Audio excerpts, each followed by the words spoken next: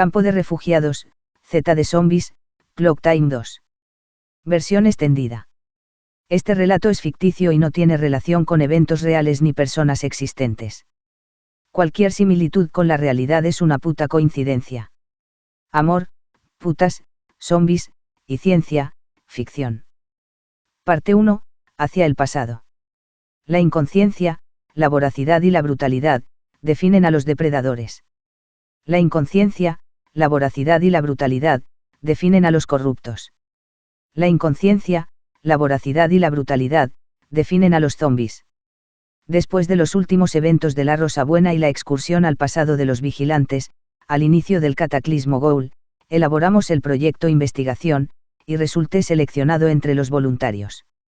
Luego de un periodo de instrucción bajo la dirección de Mental, Sean, Helen y Rafaela, y con los restos de la antigua Internet del periodo previo al caos para hacer prácticas del lenguaje de la época. Me consideraba un experto en lengua del 21. Con los mejores deseos de éxito en la misión, varios de nosotros fuimos transportados por Mental usando el misterioso dispositivo de desplazamiento temporal a fechas y locaciones diferentes y previas al inicio del cataclismo.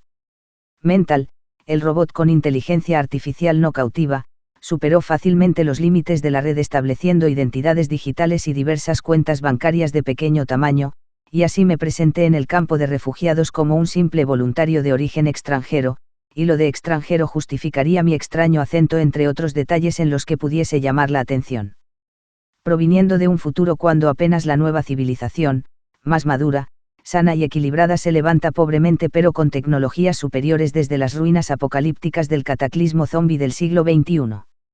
Entre lo que me sorprendió del pasado a primera impresión, fue el hedor a descomposición y fumata que se filtraba por las calles estrechas del campo de refugiados, el olor a quemado que luego descubrí que aparecía junto con el espantoso ruido de los motores a gasolina, y vi las paredes cubiertas de grafitis y manchas secas. Algunos de los refugiados, con miradas vacías de ojos demacrados, deambulaban como sombras. El mundo aún no había colapsado, y yo era un intruso en esa pesadilla del pasado. Mi identidad, falsa, como voluntario extranjero me proporcionaba una fachada, pero no podía ocultar mi asombro ante la crudeza de la realidad. No definía en principio si la tecnología que llevaba incorporada en mí parecía útil aquí. Tenía acceso a la red, a interferir drones, a las incipientes inteligencias artificiales y al caos y a la supervivencia. Observé a los demás voluntarios, Zombie, Lilian, y la hermana Lorena, que al principio no capté de quién era hermana. Era un equipo ensamblado como tantos otros, y compartíamos una tarea altruista enfrentándonos solapadamente a los corruptos y yo no debía dejar rastros, si fuera posible, ni mi ADN. Mental me había advertido sobre los peligros. Los depredadores eran facciones humanas despiadadas que luchaban por el poder y el beneficio personal impulsados por diversas psicopatologías tanto o más peligrosas que los ghouls. Yo, debía moverme con cautela, recolectar información y evitar llamar la atención porque me usarían como moneda de cambio para obtener beneficio personal de cualquier tipo sin el menor escrúpulo. Así que, con mi acento hecho una mezcla de los tonos heredados y mi mente llena de conocimientos futuristas, me sumergí en las mierdas del pasado. Cada esquina, cada sombra, parecía ocultar detonadores de penas, pasiones y conflictos sin resolver. Me preguntaba a mí mismo otra vez qué eventos llevaron al colapso. ¿Cómo se originó el colapso zombie? ¿Cuál fue la causa? Y, sobre todo, ¿cómo podíamos encontrar la manera de desarrollar una solución al mal implícito?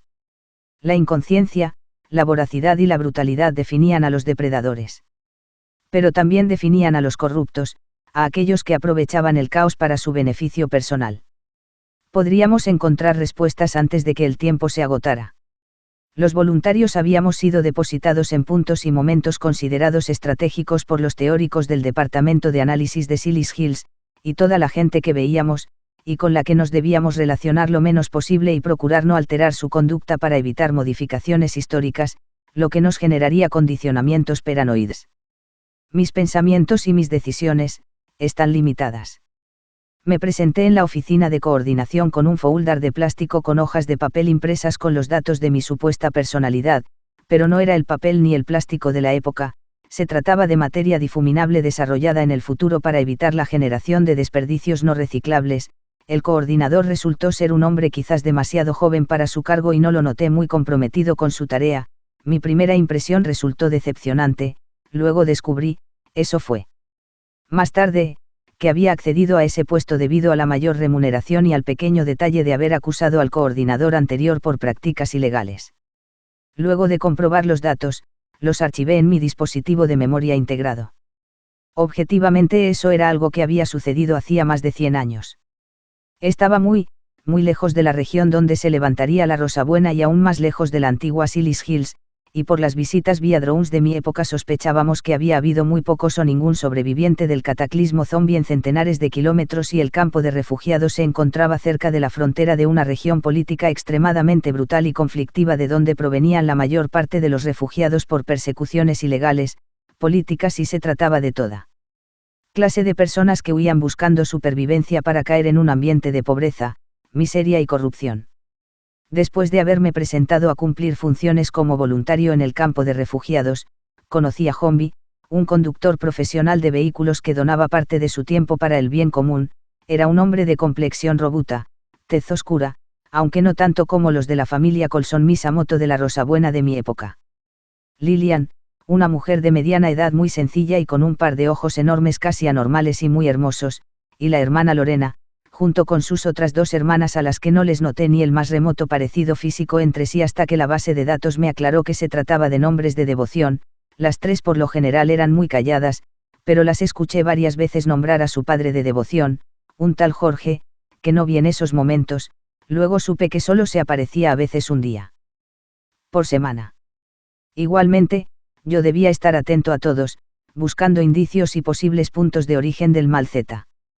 No podía tomar muestras ni llevarme nada que afectara el desarrollo de los acontecimientos, por eso decidí con recomendaciones de mis instructores, buscar un cuarto de alquiler en el próximo pueblo, llamado El Peligro, donde encontré un pequeño lugar abandonado que se estaba cayendo a pedazos y que el supuesto propietario me rentó a precio draconiano debido a mi insistencia porque yo ya sabía que no encontraría nada en peores condiciones y a salvo de que otra persona, o alguien con un mínimo de decencia eligiera ese lugar.